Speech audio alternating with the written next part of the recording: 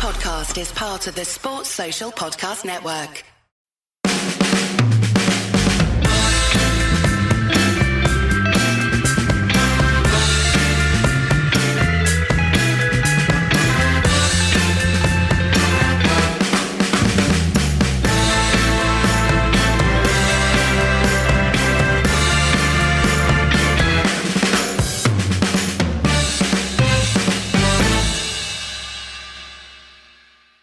There has just been so much happening in the world of Manchester United. It's been a heck of a week, I think it's fair to say. Have you been bearing up with the emotion of it all? Well, I've had to go on a world tour just to cope with it. That's been how I've done it. I've been in the Middle East. I've experienced football Abu Dhabi style, which was interesting. And I think if they could have football stadiums fully paved in gold, they would. In fact, they probably are. I didn't actually go and see any local football since it was about 50 degrees outside and 99% humidity. And then I'm off in the Far East now, so I'm in Seoul in search of Park Ji-sung. Haven't found him yet. Well, wherever he may be, I'm sure when you do find him, what you need to do is go to a jazz club, because that's clearly how you find Manchester United legends when you're travelling the world.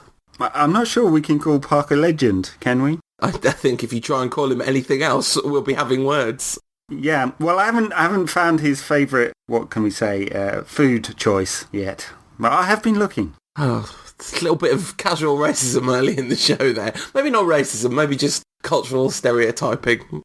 So, Ed, it's been a heck of a time, hasn't it? I guess we'll go back to... It's appropriate that you're in Korea, although you're in the wrong bit of it, because North Korean levels of propaganda and pomp and circumstance, the cult of the individual... Oh, absolutely brilliant, yeah. It really was, wasn't it? Yeah, it very much that. And, I mean, if they'd walked in with 12-foot pictures of Alex Ferguson's face, you'd have expected it. Coordinated red flags everywhere. And, yeah, everyone waving in time, and the music, and the impossible dream, Fergie walking. He looked slightly embarrassed at that. I'm not surprised, to be honest. I have to say, even though it was obviously, like... It really was like the send-off of a massive dictator. I can't think of anything more beautiful and appropriate.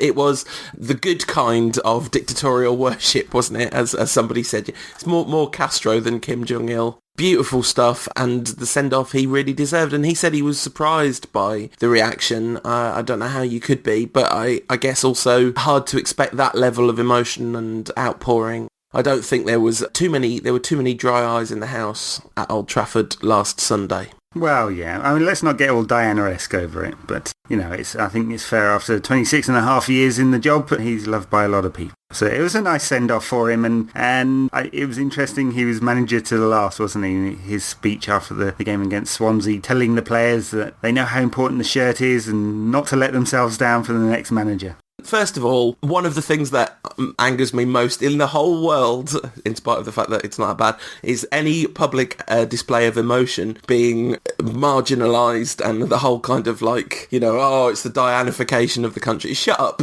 not you, but generally that point. It's like, no, it's people who have strong feelings about someone expressing those emotions, which is really good, because if you don't do that, if you don't express your emotions, it's literally bad for your health.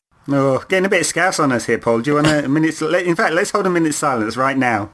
If you feel something, you are perfect. It is perfectly reasonable to find a way to express that. And football, so wait there. Sorry, I'm getting on Interflora. I need to order some flowers to send. We'll put them under Fergie's statue. I was actually surprised. I wasn't really expecting to be personally emotionally affected by it, really, but I was. It was definitely noticeable that, I definitely felt something. I think we talked about it a little bit last week, but seeing it all happen, there's been a few moments that definitely made me well up over the week. Actually, not Fergie's speech kind of got to everyone pretty much. That for some reason that didn't do it for me. I think, like you, I was kind of impressed in a way by the manageriness of it. And, he didn't make it... Apparently, he went there pretty off the cuff, and it did look like an off-the-cuff speech. And he barely talked about himself at all. He made it all about other people. He drew the crowd's attention to Paul Scholes, who we'll come on to. We've done a Paul Scholes retirement show, but I don't mind doing another one. And he mentioned Darren Fletcher, which I thought was pretty sweet. And he not just said to the players, but also to the fans, look, remember, I had 4 years here. Get behind the manager. Our new manager, he said. And, I mean, I have to confess it completely worked on me. That was the point for me. I was like, all right, that's fine. It's, maybe I would have chosen someone else, but if Sir Alex had a very influential say in choosing David Moyes, then that's pretty much good enough for me. Not one to blindly follow orders, but he said to get behind our new manager. That's what I'm going to do. Right, yeah. Well, he also said get behind the Glazers. No, he didn't. Pretty much did, yeah. I mean, we talked an awful lot about Moyes last week, so we don't need to go over it again. I think he suits Ferguson, and he suits the Glazers, and he suits everyone at the club for now, and we'll just see how it goes, won't we? Let's hope that Moyes sees out his full 6-year contract, because if he does, it means he's been a success. Yeah, absolutely. And I mean, not to go back over anything we've said, just that the week in between then and now, I've definitely kind of started to digest the idea and think about some of the positives of it being Moyes and not someone else, So that's been quite nice. Fergie said in his press conference on Friday that Moyes will soon find out how big the club is, the enormity of the club, he said. Global brand and all of that, and it's going to be completely different kettle of fish, and I guess it's something Ferguson kind of grew into, really. I mean, he didn't come to the club with it, although it was enormous in terms of its global reach. It's a whole different scale of beast these days, isn't it? And Ferguson was, both part of creating that and also managing it, and it's turned into a very different institution as a result. Absolutely, and that's one of the reasons why, people often say, well, Busby went upstairs and that was a disaster, because he was always like a shadow looming over the ground, and actually I don't feel that way this time at all. I think it's actually much, much better to have Ferguson in place in the club, so long as there's a clear delineation. And I can't remember who it was, but I heard somebody talking about, it was a player that had played for Everton, I think, Mark. Somebody said Moyes will be used to taking advice from Ferguson anyway. Ferguson, he would have rung Ferguson up at key moments and taken advice. Obviously, this would be different, but I think because of the scale of the club now, having someone that knows it so intimately involved is going to be to the club's benefit rather than its detriment. Well, we'll see. I mean, we'll see if Ferguson's hanging around the club and he's accessible and the players start going to him to complain about Moyes' training or whatever. I'm just making that one up, but that's when it will become a problem. But if Ferguson's actually only there part-time because he's 2 days a week down the racecourse and doing charity stuff and never hanging around Carrington, then we'll be all right. Okay, well, interesting. And I kind of feel like the latter is more likely than the former, because also I imagine a player goes to Ferguson to complain about Moyes' training methods. You can't imagine he's going to get anything other than very short shrift, can you? Well, yeah, but that's where you get the fragmentation, and that's the problem. So, but we'll see. I mean, apparently Moyes favours a boot camp style start to the season, so United's players will be extra fit. So we might get some complaining, but they're all pretty professional because they've been used to working with Ferguson, and Ferguson has nothing other than professionalism. Anyway, look, I feel we're getting off track. One of the key things was to look back on Ferguson's send off, and part of that was the parade on Monday, which was insane.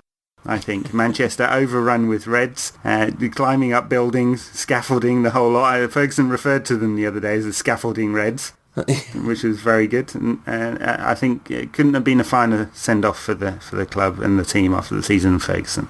Oh, Manchester is wonderful. It's full of very sturdy scaffold. Oh, Manchester is wonderful. Bit worrying, those scenes, but clearly that was some very well put up scaffolding. Apparently it was taken down the next day, which that must be a health and safety thing, surely.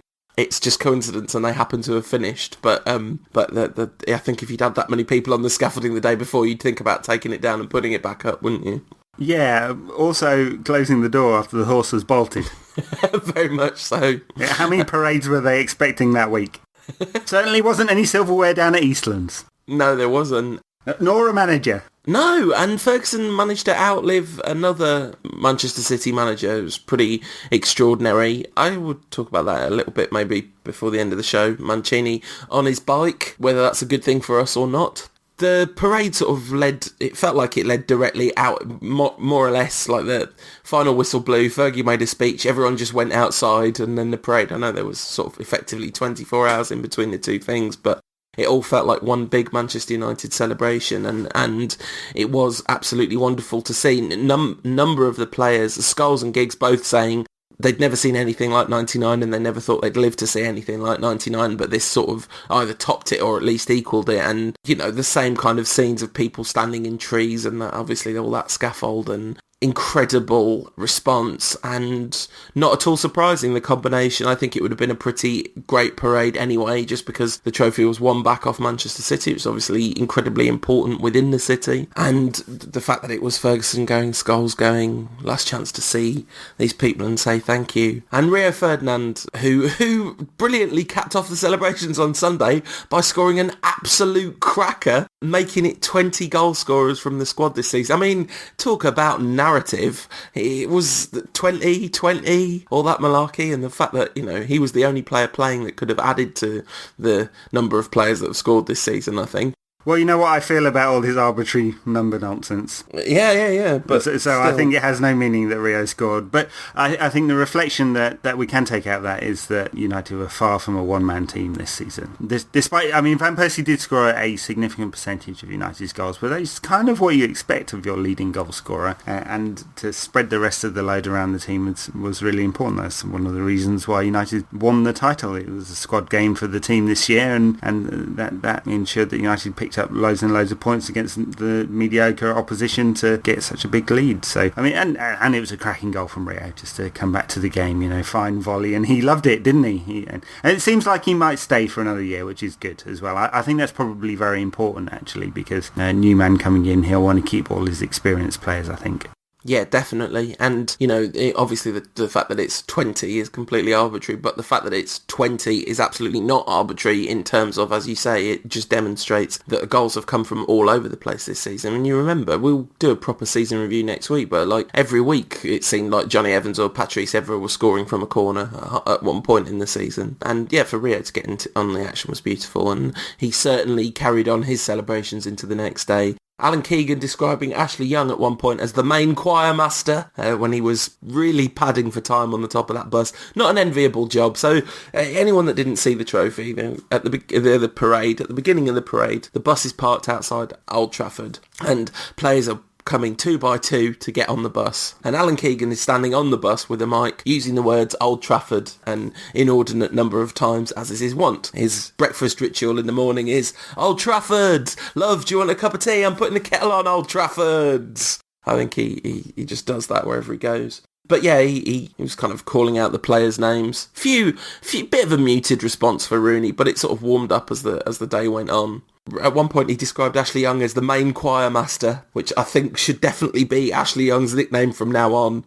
The choir master, yeah, more of a choir boy, I think. No, the main choir master, that's not a thing, Alan. It's not like they're all choir masters, but Ashley Young's the main one. Well, they are now, apparently. Interesting response to Rooney, wasn't it? Because was it mixed, you'd say? Yeah. Yeah, definitely mixed. Well, you know, that might be the last time he attends a United winning parade. Or any kind of winning parade, because the only way's down, isn't it, Wayne? Remember that. Well, or don't, to be honest, because, frankly, 2 transfer requests in 3 years. It did actually happen chronologically between the Fergie stuff and the parade. So Ferguson was interviewed after the Pyongyang affair, and he said one incredibly touching thing, which I have to say that really was the moment that got to me, because he said when he was asked why he was retiring now, Kathy's sister had passed away and she was Kathy's best friend, and he basically didn't want Kathy to be on her own, which is a pretty extraordinary thing. I mean, I guess you could say it's a decent thing, but it felt very decent to me that he would prioritise, you know, after all these years of giving his professional life at the expense of his personal life, to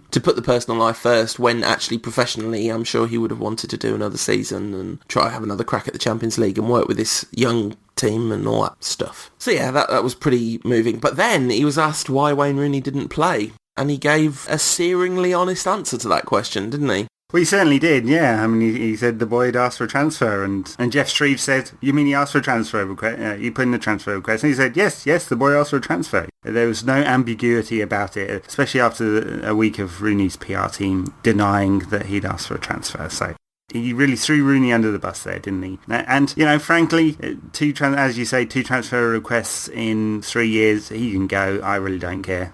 He doesn't want to be here. He's after more money or more playing time or a bit of both, whatever. He hasn't got the good sense to calm his PR team down and his agent down, and he won't have a big choice of clubs, put it that way. But I think he might as well go if United can get a fee for him. Otherwise, it's going to cause trouble. I think I said this last week. I mean, there may have been some rapprochement between Moyes and Rooney after this court case thing, but I don't think they're ever going to be best buddies, and I think Rooney has demonstrated that he's not the easiest character to get on with if he's not getting his way. Basically, he's giving the club an ultimatum. If I'm not in the first team, then I want out. So I'd say off you go, son. Yeah, I mean, the more cynical amongst us might suggest that Sir Alex's very, very public hanging Rooney out to dry was a kind of a grudge held for a few years. But Sir Alex on his final press conference said, I never hold grudges, and to which there was much amusement amongst the press corps. Yeah, I have to say, it's very easy to read the pure cynic view, but then it's also quite easy to say, well, actually, it was just the situation as well. It was the situation taken in a vacuum. The fact that he'd handed in a transfer request, clearly didn't want to play for the club, and actually, Sir Alex's, it was an act of man management to make him sit there and watch the whole thing and say, are you sure you want to be on the outside looking in as opposed to be on the inside of something like this? I think that's not to be underestimated, because you would imagine that Sir Alex wants Rooney to change his mind and stay at the club, because that serves the interest of the playing staff, potentially, if Rooney's on his game. He said Rooney complained about didn't like being taken off a couple of times. This was in a later interview to MUTV, just a few minutes later. He didn't like being taken off a couple of times, but Rooney, in his best form, would not have been taken off, he said. So it was clearly a kind of an attempt to get the player to take some personal responsibility for the fact that he did look, as you have said many times, he's been puffing. He looked tired a few times, and his form has been pretty woeful this season, hasn't it? Yeah, well, it's been in and out. He's still been pretty productive. I mean, there's a good amount of goals and assists for someone who's played deep most of the season, right? So I think the output has been all right, but the form has not been great. Yeah, this is one of his worst seasons for United, if not the worst. And the fact that he's been taken off regularly or didn't start some games towards the back end of the season wasn't central to Ferguson's plans, even in the biggest of games, and that Ferguson came out and basically said he wasn't playing well says an awful lot. Who knows whether Moyes will want to keep him or not. I can see why continuity would be very important for the new man coming in, because there's a significant amount of change already at the club. I mean, so Ferguson's going, Scholes is going, Rio we think will stay, hopefully, but some of the coaching staff may leave too. Albert the kit man's off. The CEO is going. That's a significant amount of upheaval, and I think in professional sport, any minor change it can be really damaging, and this could be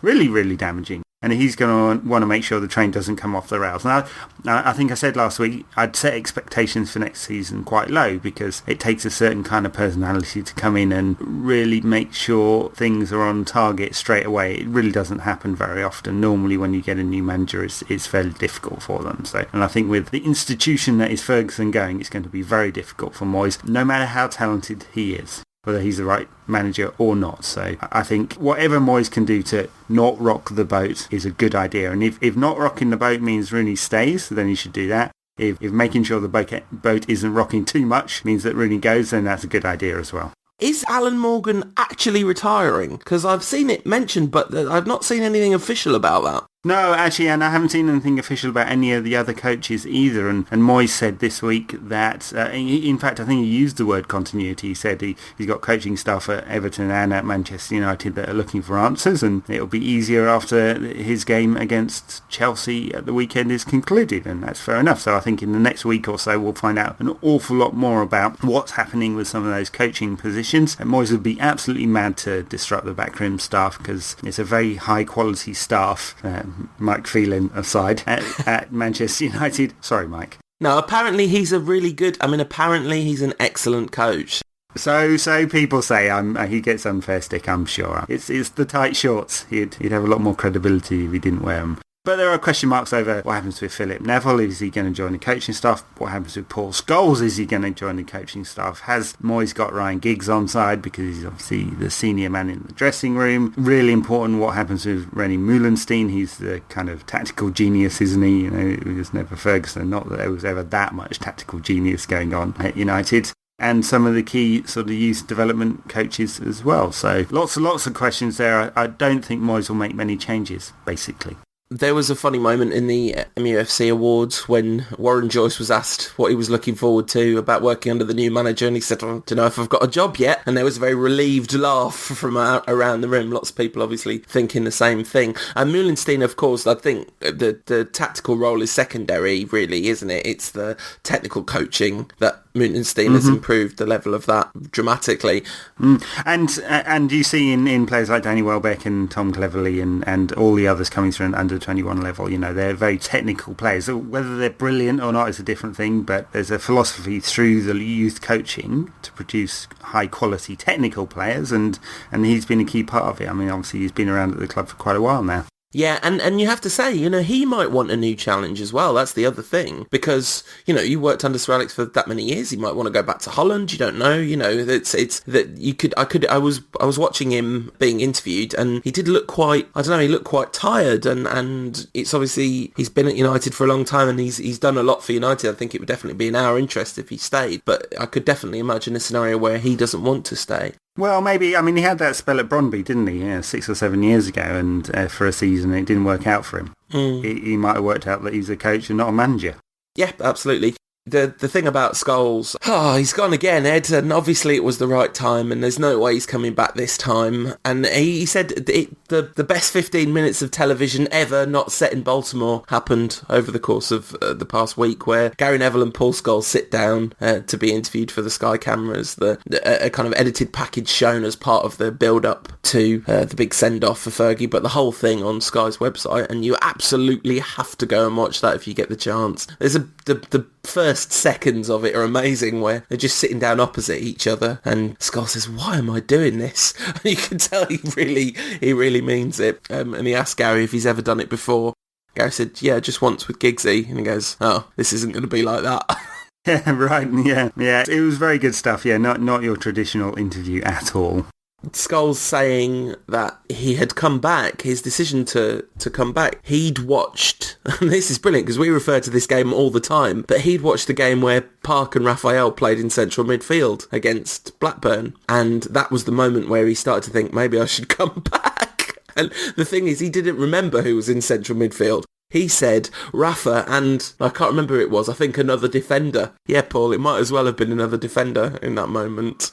Yeah, but he's gone. He has definitely gone this time. And he may take up a coaching role. I mean, he said it might even have been in that interview. Ferguson wants me to do it, but I don't know what the new man wants. So I'm sure they'll be pushing for Scholes to get a position at the club. That kind of continuity is really important. And look at how Bayern have built their sort of empire on, through the coaching staff to the executives, all former Bayerners, if that's a word. It is now. But even if Paul Scholes wasn't a Manchester United player, if you had the opportunity to get him teaching your young people how to play football, you'd be completely mental not to do it, wouldn't you?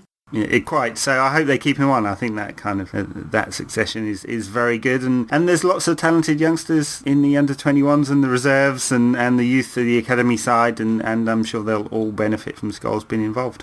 Now Scholes has gone again. Are you glad he came back? Well, for that 6-month period between sort of January and May last year, he was excellent, wasn't he? And him and Carrick formed a really good central midfield partnership, and it kind of dragged United towards almost winning the title. This season has been a waste of time for Scholes. He barely played up to Christmas and then has not played at all since, save for that game against Swansea. So I think the comeback was worth it for a while. This season hasn't been good for him. I mean, it's not going to sour my view of Paul Scholes over the year, because he was basically just a part-time player this year. Still got it when he's got the ball at his feet, hasn't he? Shame he couldn't put away that chance against Swansea at the weekend. He didn't need to play on this season, but there's no harm done, was there? No, absolutely, and I think it's really interesting that coming back, he did. It didn't tarnish his legacy at all. There were a couple of ropey performances earlier on this season, and actually towards the back end of last season, he did tire, didn't he? But when he kind of came back and found his touch and fitness again, it was just magnificent last season. basically another 6 months of watching Paul Scholes play is something I'm really glad happened, because he's just such a wonderful, wonderful footballer. David Beckham's also announced his retirement at the end of this season, and it got me thinking about the Giggs, Scholes, Keane, Beckham midfield, and I'm not sure, there's only a handful of midfields in the history of football that could compete with them for the number one spot. Well, certainly in my personal recollection of football, there's really none, right? That French midfield of the mid-80s was outstanding with Tigana and Platini and the rest of them. That was great, but very few as good as that quartet of Uniteds in the mid to late 90s, absolutely outstanding. We won't see their like again. We won't see the like of the class of 92 again, that's for sure. And Ryan Giggs, the last man standing for that from that team. Quite amazing, really. I mean, look down the list of players. I mean, of course, he was their first teamer by then, and they brought him back in somewhat controversial circumstances to play in that Youth Cup final. Cheating, as people might say. But, he still qualified. So he played, and so did the Neville brothers, and Kevin Pilkington, and David Beckham, and Nicky Butt, and who else played? Robbie Savage. Robbie Savage. So, they've all gone, basically, except for Giggsy, and he's still going on, aged 85. He was older than them as well. That's the other thing. He's a year older than the rest of them, which is brilliant. It's like, he's going to outlast them all. He's going to keep... Danny Welbeck will be retiring and Ryan Giggs will still be playing for somehow. The fact that Scholes has gone, passage of time is inevitable, and that is what happens. Footballers go and play their whole careers, and then they retire and they don't play anymore. And it's you just have to be grateful for the joy that they gave you, right? I mean, he's given United fans so much joy, and once again, all the quotes are trotted out around the world, and basically all the best players in the world rate Scholes as one of their peers, and we all know that as United fans. The idea that somehow it's not absolutely abundantly clear that he's the most gifted midfielder that this country produced in his generation is crazy. I mean, Gerrard and Lampard, both excellent players, but Scholes just something completely different, and United have been absolutely blessed to have him for so long, and it was really fun when he came out of retirement. I'm really glad he did, and I definitely hope he has a really long, happy retirement and does get to contribute to the behind the scenes at United, as I'm sure he will, actually. I'm sure he will. And D-Beck's retiring. A lot of fuss in the media this week, of course. I think quite a lot of backlash as well. Chris Waddle saying he wouldn't be in the top 1,000 players who've played in the Premier League. He actually said top 1,000 players who played since the Premier League began. So I think he meant in the world. It's still completely and totally and utterly nonsense. I mean, look, Beckham, fame plays a part, of course, but he was twice in the top 3 players in the world in the FIFA voting, right? Yes, his global fame kind of pushed that along, but he was a very fine player, Beckham. Okay, he wasn't quick, and he couldn't beat a man, as Waddle said. I think there are other definitions of what a good player is, but he had phenomenal delivery. Let's remember how good that was. Absolutely outstanding from set pieces, and he worked really hard, real player's player, and so he's had a really fine career, and he's walked away with an awful lot of silverware as well, and a bucket load of cash. Absolutely. I mean, first of all, he could beat a man, and he did sometimes. But most of the time, the reason he didn't beat a man was because he had absolutely no need to do it, because a kicked ball travels faster than a human being. And if you can kick a ball exactly where you want under almost any circumstances, you might as well just ping it onto Andy Cole or Ruud van Nistelrooy's head and score a goal, mightn't you? The idea that David Beckham somehow isn't in the elite players that Manchester United have produced, or that have played in the Premier League, or that have been around in the last 20 years is complete nonsense as far as I'm concerned. He's an absolutely phenomenal player, and he played his little heart out for Man United as well. He was clearly a Red all his life, and he played like it, and whatever happened at the end, how much of that, there's this kind of instant, slightly misogynistic tendency to blame his wife for everything, but whatever happened, the fact that he had his head turned by a celebrity lifestyle, I don't think that was anyone else that did that to him. I think he had that in him, and he did become so huge that Ferguson couldn't keep him within the bounds of Manchester United, and so something went wrong in that relationship. But they genuinely appear to have mended fences. They both speak very highly of one another, don't they, whenever they're asked. And, you know, it's not like Ferguson is the arch diplomat except when there's something in it for him. So I think it's born of genuine respect. Well, quite. In the years afterwards, I think Beckham clearly always spoke of regret about leaving United, and for him, it was never quite the same again after that. He got one La Liga title, didn't he, in Spain, and one of the soccer ball things in the US, and not much else. You know, the height of his power was when he was at Old Trafford. But look, let's not forget some of the fantastic stuff he did. You know, there will hardly ever be a goal scored like that one he scored against Wimbledon from the halfway line. Talk about announcing yourself on the world stage. Quite remarkable for a young player to try something like that and pull it off. Absolutely. So, if you will indulge me, Ed, what are some of your favourite D-Beck memories other than that one? So aside from the goal against Wimbledon, the goal he scored in the final game of the 1999 season, where he did the keeper on the wrong side and lashed it into Walker's top right-hand corner, which is an absolutely fantastic moment for him and a brilliant goal as well. For me, it's like a sort of a haze of just red energy down the right-hand side, and that body shape, that's such an unusual body shape when he delivered the ball. Nobody's really tried to copy that except David Bentley, unsuccessfully. He didn't look like other footballers when he struck the ball. He had a very odd posture, and apparently later in life that did cause him some problems with injuries and stuff. But he had a pretty long career nonetheless, hasn't he? Well, he has, yeah, and he's always been able to strike the ball so sweetly, and that's one of the things that's never left him, even though he got older and slower and all of that. But the fact that he could ping a pass to anyone from anywhere and deliver a set piece was never left his game. No, absolutely. And, you know, United have missed that so much. I mean, Ronaldo's set pieces were obviously excellent, but they were nowhere near as consistent as Beckham's. I mean, I've never, ever watched a player regularly with better set piece delivery. Not even close, really. I think he's in a class of one when it comes to set piece delivery, because the range and just as I said, the consistency. You know, Roberto Carlos scored that wonder goal in that tournament and then took free kicks for 30 years after that and only scored about 3.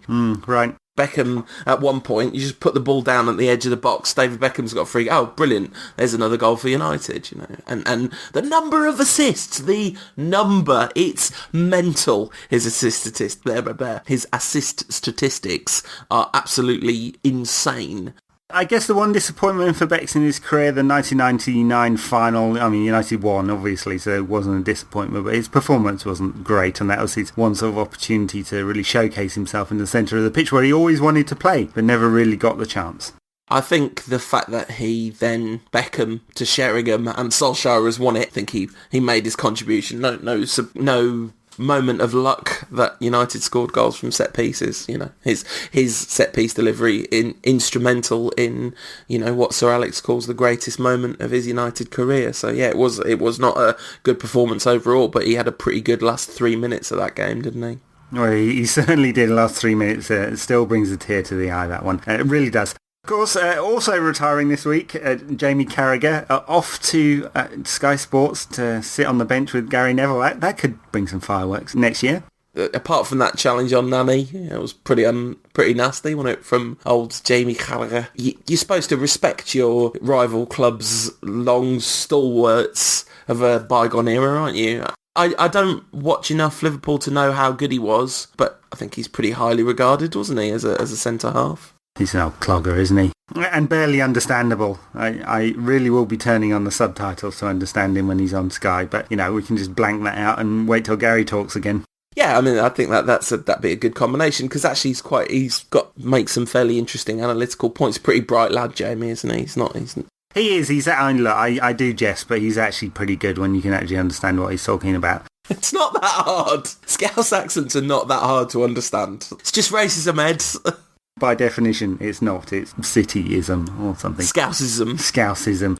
Bex, it seems, maybe trying to buy his way into a MLS franchise. Right. He could create a new one for a fee around $25 million. Depends where it is. Of course, the high-profile ones are going for more than that. It looks like City are going to buy their way in, or Abu Dhabi Royal Family, I should say, are going to buy their way into the second New York franchise. Bex might get one in some backwater for around $25 million. Be interesting, wouldn't it? David Beckham owning a football club. Yeah, absolutely. One of the things I thought was interesting about what you said is he always regretted leaving United, and it's kind of all downhill from there. And he played with Ronaldo and Figo, and he was in the most sort of storied, extraordinarily assembled football team that ever existed, and yet it still wasn't as good as Man United. Well, quite, and then he had to play with Robbie Keane, so that's where it all went wrong. And half a season with Ibra. Yeah, absolutely. A kind of catwalk career as well. Madrid, LA, Milan, Paris.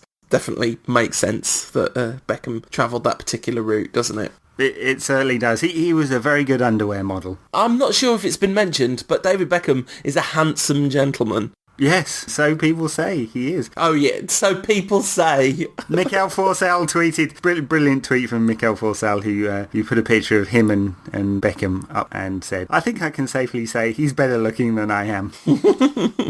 Yeah. So back to Manchester United, current Manchester United. The awards for Player of the Year were announced, and no surprises really. A sort of perfect split as Michael Carrick. I thought last year that Michael Carrick would win Players Player and someone else would win Fans Player, but this year it did actually happen. Carrick at Carras16 officially on Twitter. He's come out of his shell a bit this week. Glorious moment at the end of the trophy parade when it ended in Albert Square, and they were there on the bus that Ferguson had thrown Rooney in front of. Arrived at Albert Square. There's a stage set up, the Courtiers blasting out Not 19 Forever while the whole team's bouncing up and down on the bus. And then Michael Carrick's interviewed and he just screamed. He said, "Oh, and another thing, we got our trophy back!" And if you were expecting that, you're a better person than I, because that was out of the blue and apparently out of character from old Carras16.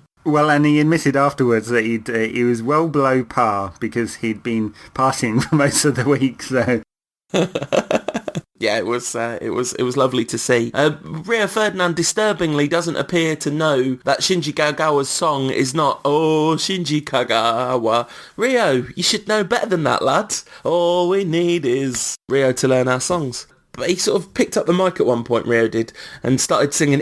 He went, I think this is almost literally word for word. Look at this.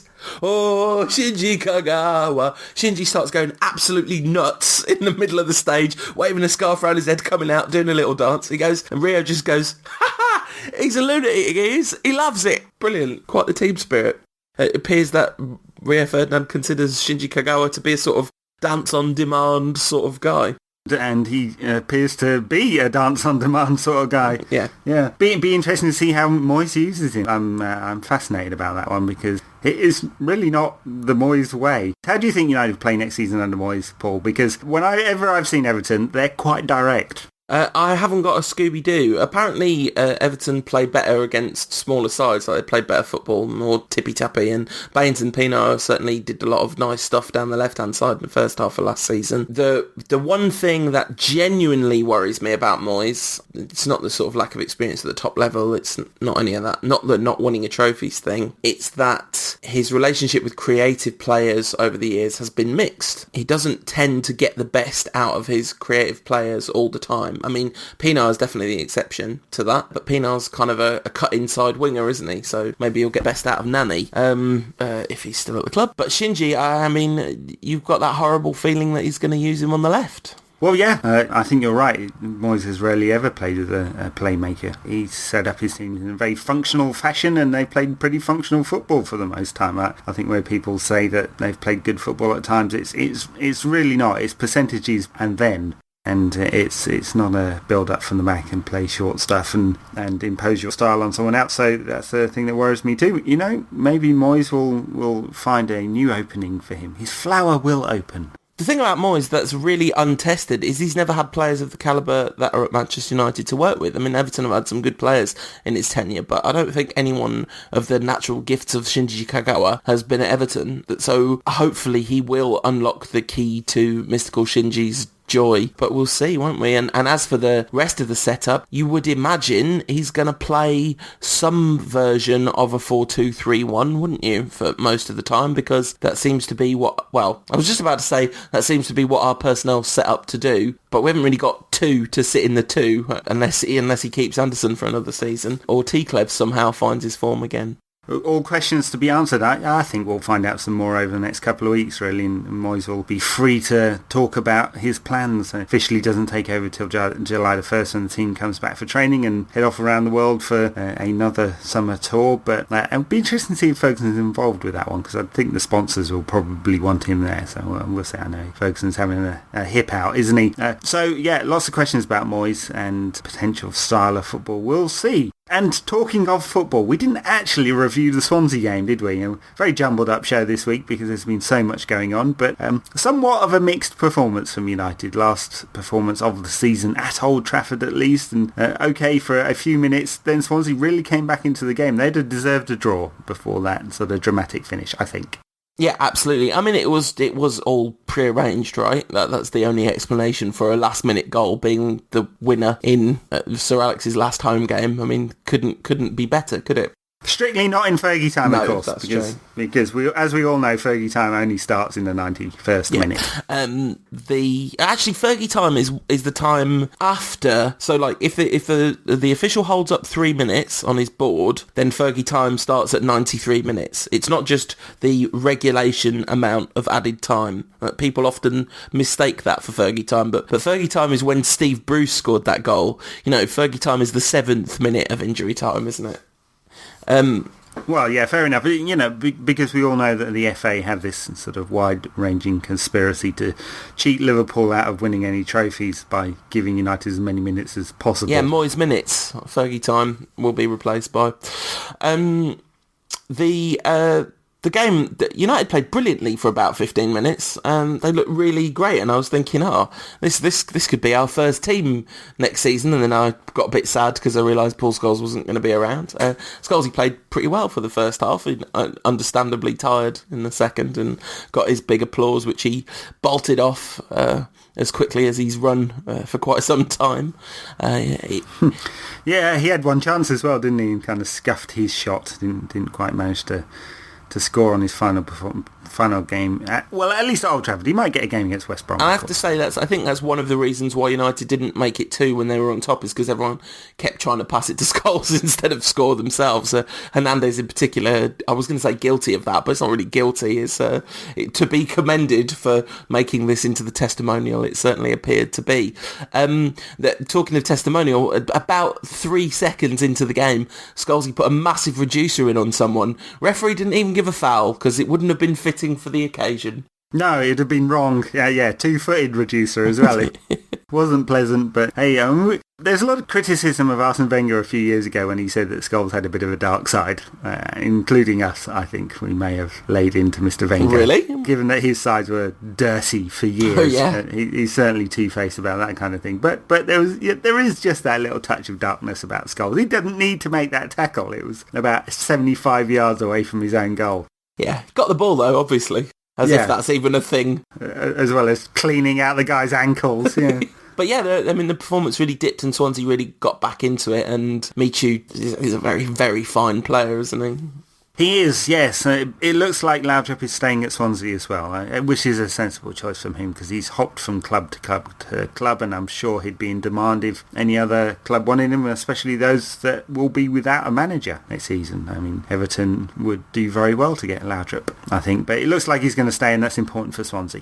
Yeah, and I think I'd stay at Swansea rather than go to Everton because it seems like it would be more fun. Slightly lower expectations and this beautiful methodology behind the football, and the fact that the club seems to be extremely sensibly run and all that sort of thing. I think it'd be a fun place to be the manager, really.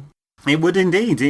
I think they'll be all right next season. I mean, we've seen from some of the teams this season that have gone down that it can be really hard to consolidate in this division. They've done it well, and they should be staying around. Be interesting Premier League next season, won't it, with Cardiff and Swansea in there, and one of Watford and Crystal Palace coming up, and Steve Bruce and Hull. Looking forward to that one.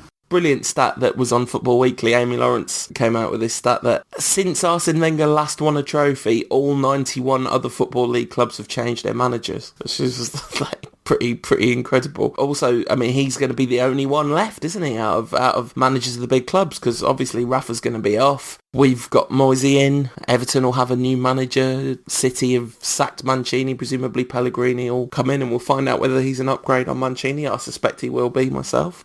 You wanted to talk about the actual Swansea game. I don't know what we can really learn about that. Phil Jones is good, isn't he? I like Phil Jones. I like it when he's a defender. Yes, another good performance from Jonesy. I'm looking forward to him playing regularly in the back four. Apparently he will be playing in central defence alongside Johnny Evans at the weekend against West Brom. Yeah, Ferguson saying in his press conference on Friday that they could be the future in that position, and Rio and Emmanuel have to be happy on the bench. That's what he said. A bit of a shame for Chris Smalling, but I think it's just because Chris Smalling's injured that he didn't get a mensch in that little moment, because I don't think Ferguson's going to underrate Chris Smalling's ability. But I do think Johnny Evans and Phil Jones... I mean, Johnny Evans isn't really a young player anymore, is he? He's a player approaching the prime of his career.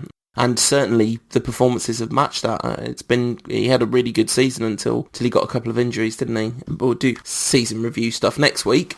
Scholes and Carrick did pretty well from the start, and then Scholes ran out of legs and Anderson came on, basically because what Anderson is incredibly good at, and he's got a lot of criticism from United fans and fans of other teams, and generally speaking, not particularly highly regarded by the majority of United fans for his footballing ability. But not a single one of us would question his ability to celebrate a league title win. That is what he's there for. Well, the lad knows how to party, and he's going to, if he goes this summer or another time, he's going to walk away from Old Trafford with a hell of a lot of silverware for really not achieving very much. Yeah, except, it's all that silverware has been more fun because he's around. And, fun is an underrated quality in football. So it became abundantly clear to me over the course of this week why Anderson's been given so many chances at Manchester United. And you could argue that it's his sort of innate natural talent that's been frustrated through injury and never been able to properly express itself because of that. Or you could just argue that it's clearly because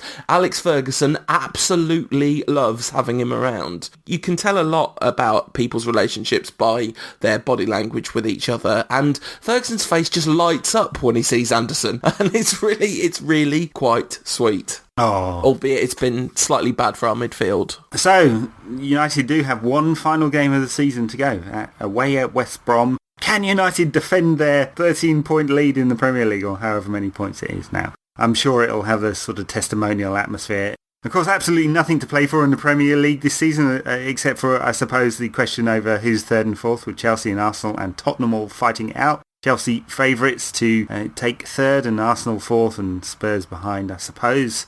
None of the relegation places to fight for anymore. All done. Wigan down and out after 8 seasons in the Premier League. Although it's a really tight battle for 11th to 13th. That's where the action's going to be at this weekend.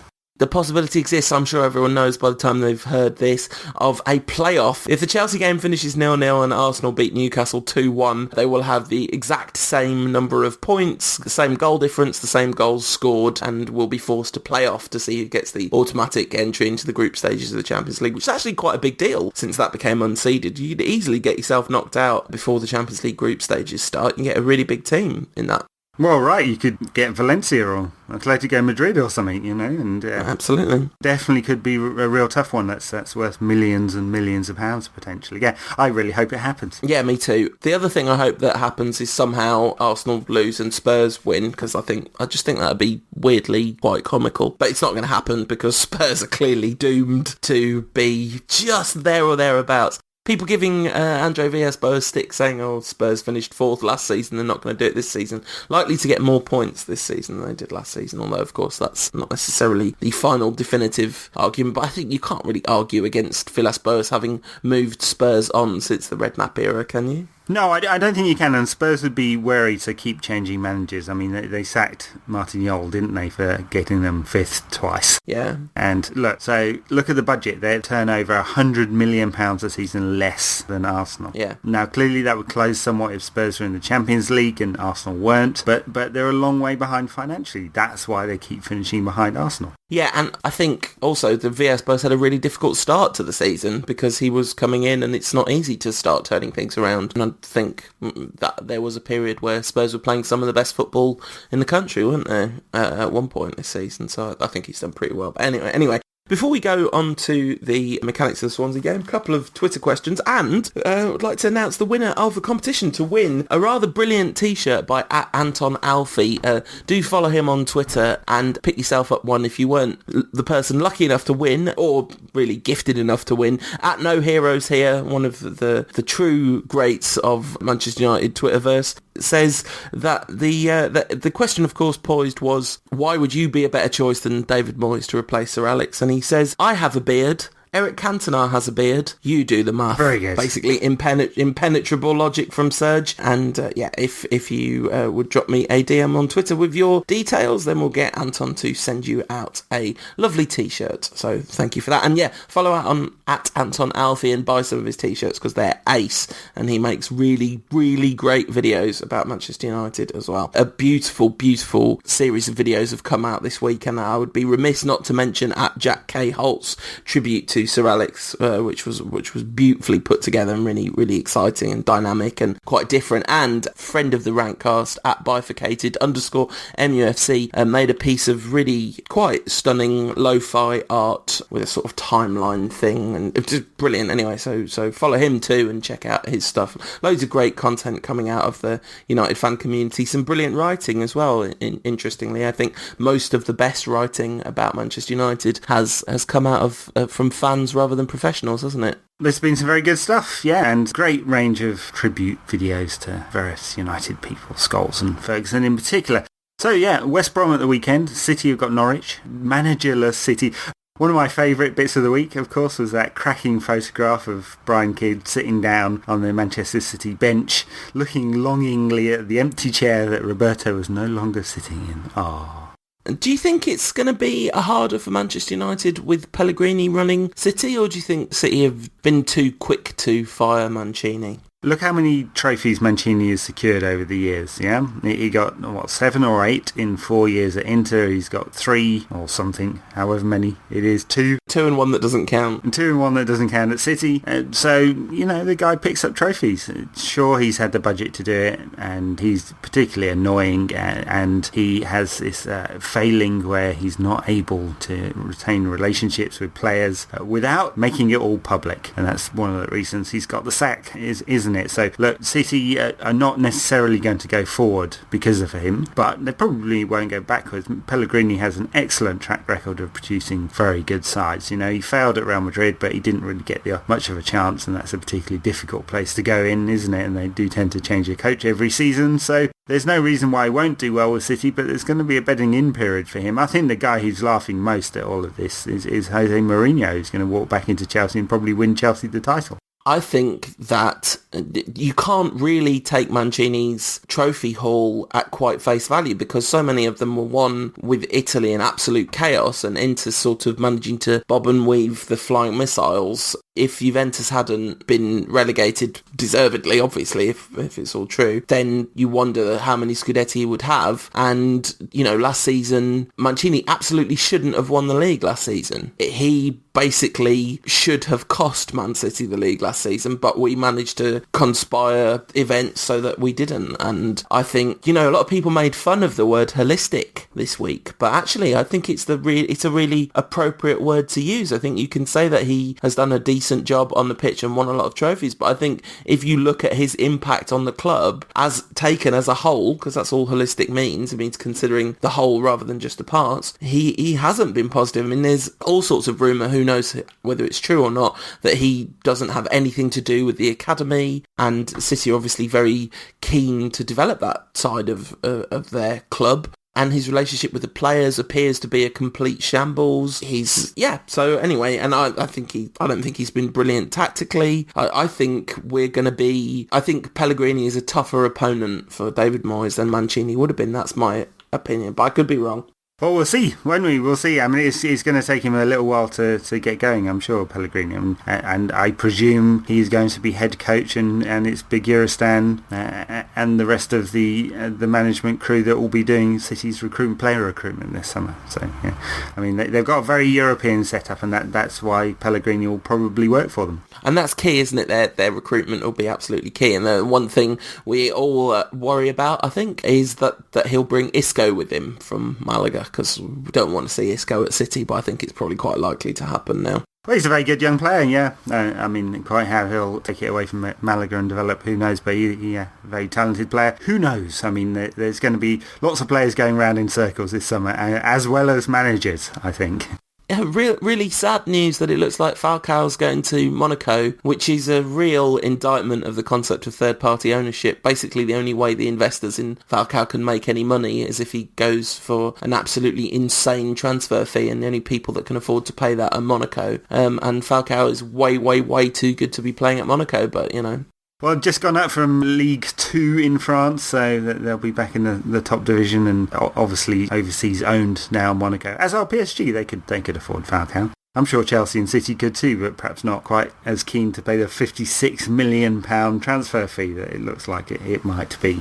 Okay, a couple of Twitter things. At the Dark Con Rises says, I'd sign Rio on a new contract straight away with a clause that upon his retirement he becomes the new Old Trafford announcer. Comrade, I am with you 100% on that. I think that's a really, really good point, well made. At @WeSome_ asked us the question that we asked about formations and David Moyes. And at No Heroes Here, the winner of the t-shirt, says, if I buy a Ronaldo shirt, will he come to United? And at JDenton_ says, what do you make of this Bring Ronaldo Home website? So, first of all, I have no actual knowledge about the legitimacy or otherwise of the Bring Ronaldo Home campaign. For those of you not aware of it, count yourself fairly fortunate, I would suggest. It's an organisation that's sprung up. A chap from Manchester, a chap from Australia, and two chaps from Australia have got together to attempt to crowdfund the purchase of Ronaldo back from Madrid to Manchester United. And the best case scenario, I think it's fair to suggest, is that they're slightly misinformed about the way that football finance works. There are things that have personally concerned me. Apparently, there's a suggestion that they've used the World Wildlife Fund and Save the Children logos without permission. So that's kind of a bit of a red flag for me. But I don't know that to be true. It's just apparently the case. But basically, they're saying if you pledge £10, then to basically effectively pre-order a Manchester United Ronaldo shirt. So you pledge £10, and if the deal goes through, then everyone involved will be contacted to pay another £45 and buy a Ronaldo shirt. If that doesn't sound like a slightly ill thought through idea to you, I don't know why. Man United do not get very much money from each individual shirt sale, so you are really not crowdfunding a transfer. That's really not what's happening. It's not like they're collecting a bunch of pledges which they'll just give the cash to United back if they buy Ronaldo. This is not how transfers work. I can't believe I'm even saying this. That's not the most obvious thing in the world. The thing that's really upset me about this campaign is that there has been some mainstream media coverage which appears to be completely uncritical of the idea. The Daily Mail ran a piece which was basically just a regurgitation of a press release that, hey, these lads are trying to crowdfund a transfer. They're not. They're taking pre-orders for shirts that don't exist yet. Yeah, well, that's a long monologue. So, yeah, don't put your money into it. You're not going to get anything out of it. All right, just like to say, Ed said that. Any lawyers? That was Ed. Please sue him, not me. But to answer at E-Khan's question, no, we haven't paid money to bring Ronaldo back. So the West Brom game will have a testimonial atmosphere, and there's nothing in it, but Fergie won't want to lose his last game. He said he's going to play Anders Lindegaard. He said that after the Villa game, he told Lindegaard that he'd play him in every game to get him a winner's medal, and even though the Premier League changed their rules and he didn't have to do that, he wanted to honour what he'd said to Lindegaard, which I think is quite decent of him, very sort of Fergie-esque thing to do. Yeah, slightly odd, but it really doesn't matter, does it? You nice to have a 10-point Premier League lead to defend. It'd be quite nice to keep it at 10 points. I mean, I suppose it doesn't really make any difference, but get it down to 7. It looks like the Premier League was rather close this year. Of course, United haven't played well at all in any sense since the defeat to Real Madrid, so it'd be nice to get out with an actual bang. Play well, smash 5 past West Brom. We can all go home happy for the summer, and because it'll round off the season very nicely. Yeah, I think we probably played quite well when we took Aston Villa apart. That was all right, wasn't it? That was all right. Yeah. So look, it'll be a mixed side and a bit of a party atmosphere for those people who've managed to get a ticket or been fool enough to pay the £2,000 they seem to be going for at the moment for Fergie's 1500th and final game. Does that 1500 count the 2 that he was away at funerals or off watching Valencia when Mike Phelan took charge? That's a really, really good question. I don't know, but I don't care because it's like Pele's goal scoring. You want it on a round number, don't you? Well, you do, but I might start a campaign. Fergie's 1498 game only. It's a conspiracy. If you want to join in that campaign, just pledge £10 that you're going to buy a £50 T-shirt and it'll all be fine. Exactly, and you can do that at donate@rankcast.com. No, I am kidding. All right, so we'll be back to do season roundup, say our final goodbyes to Sir Alex and Paul Scholes, and just generally do kind of end of season stuff. So if between now and then, if you can think of a good category for the Rantcast end of season awards, please use the hashtag Rantcast, and we'll try and pick an answer. So your best X of the season. I don't mean best ex-partner of the season. I think we all know that Ryan Giggs wins that, doesn't he? Yeah, so if you want to get hold of us for any reason between now and next week, you can get me at UTD Rantcast, you can get Ed at United Rant. Find us both on facebook.com/United Rant, or more accurately, find neither of us there. You can go to unitedrant.co.uk to read all the good stuff that United Rant put out. And if you would be so kind as to review us on iTunes, that would be ace. Hooray! See you next week. This podcast is part of the Sports Social Podcast Network.